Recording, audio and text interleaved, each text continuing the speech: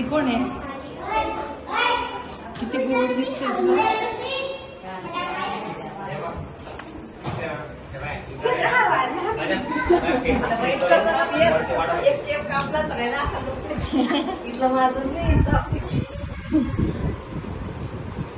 सारखं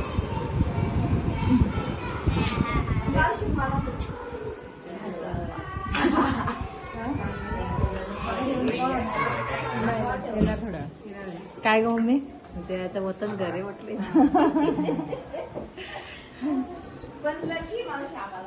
काय लकी आहे ना. पप्पा झोपले.